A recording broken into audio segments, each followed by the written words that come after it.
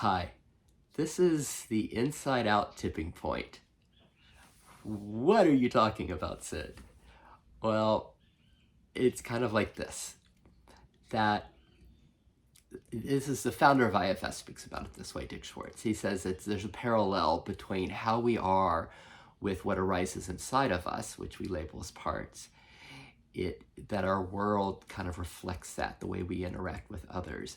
When we have difficulty with a certain part, let's say it's a critic part inside, when someone in the world speaks to us and from a part like that in their own system, we'll have the same reaction to them.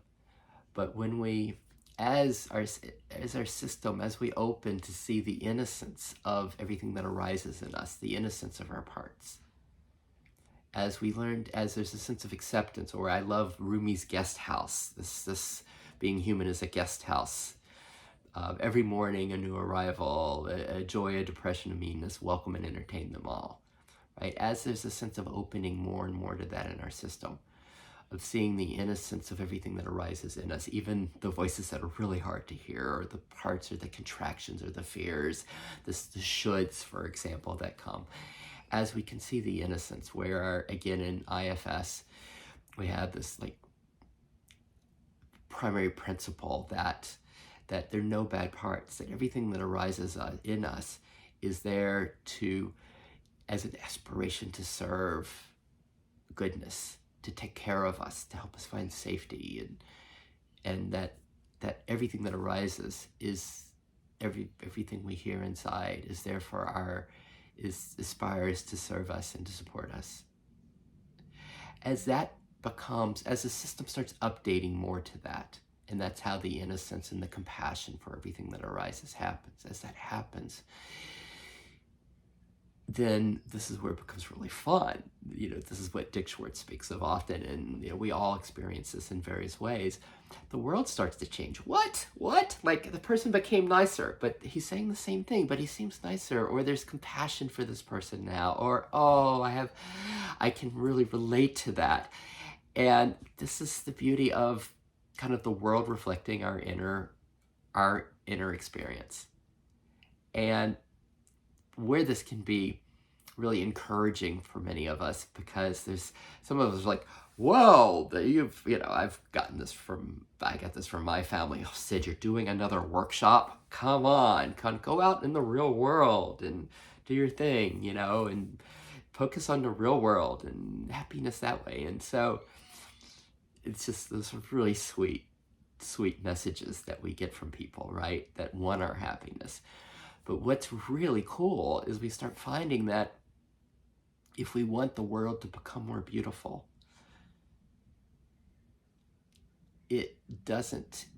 our finding more beauty in our inner world is just a real shortcut for that. Because as we start to find that home is here, that everything that arises inside of us finds a sense of home here. There's a sense of acceptance for everything that arises. There's a sense of compassion. There's a sense of seeing the innocence of, the beauty of, right? Then something happens in the world, because it just does. It just seems to reflect this. And this is, I got this all from IFS 101. But then it's just the journey of the updating of our parts, and then we get to see what's left. And this is why the 10th tipping point in Effortless IFS is innocence, beauty, and perfection, because it helps us see what remains, what obscures the beauty inside of us. Because when you hear Donald Trump or Joseph Biden make a speech, and something just kind of cringes inside, and you feel like, and you lose that sense of peace and connectedness. It's like, okay, it's still touching something inside. Maybe I shouldn't have used that example, but because it's the idea that we don't lose our activism and care for the world. If anything, it just becomes more effective, because it's not hindered by the contractions inside of us, because we can end up as ultimately, this is, if you want like a real test on this, like, can you imagine you're having a private lunch, in your home, and it's either whichever one of those two you have the most difficulty with, that one is sitting across the seat from you. It's Biden or Trump, and they're having a private lunch with you. And can you see their innocence? Can you appreciate that ultimately they're looking to serve life, to serve their idea of what fulfillment, happiness, maybe a better world looks like? And they have their own parts that are there that can obscure it as well, right? That might make it the fears that they have. And as we become more intimate with our own systems, it begins to open up more and more in that direction. That's the inside out tipping point. And yeah, but it's just the sweetness of it. And then it just comes back to, like, I think I went too far in going with in talking about the candidates, but just to bring it back home, because it's just the simplicity of, it's about the next thing that arises in you. The next, oh, I want to go and have breakfast with my 2 friends this morning, or I want to go make a video or write, or I'm so looking forward to being with that client today. And it's just, or gosh, I'm wearing this shirt for the 2nd day. You know, it's like oh God, I think I really need to do my laundry. It's not true, but